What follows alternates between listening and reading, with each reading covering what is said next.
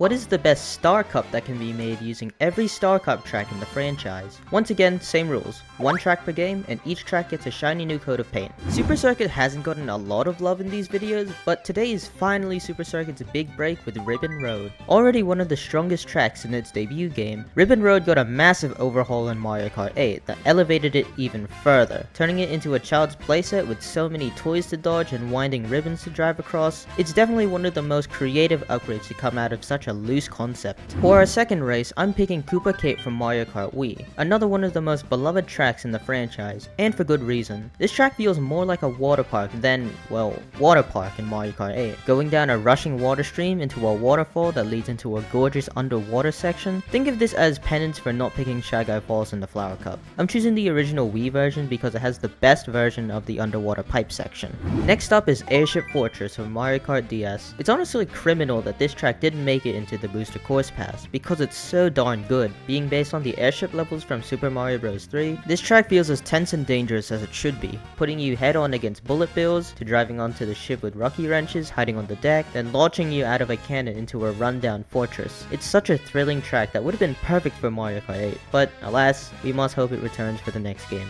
Speaking of Mario Kart 8, there is no better end to the Star Cup than Mount Wario. Definitely one of the most dynamic tracks in the series, with so many winter-themed areas. The peak of a snowy mountain, an icy cave, a dam, the snowy woods, and finishing off with a winter sports course surrounded by hundreds of adoring fans and audience members. This is one of the very few tracks that feels like an adventure, and it's very much welcome as the finale to my ideal Star Cup. This was by far the most difficult list to make in the series, having to leave behind DK Mountain, TikTok Clock, Maka Woohoo, and really the rest of Wii's Star Cup and 8's Star Cup was super painful. The Star Cup, in my opinion, has the highest volume of unique, excellent tracks throughout the franchise than any other cup, even more so than the final one to be discussed, the Special Cup. But before we get to that, let me know what you guys think about my ideal Star Cup in the comments below.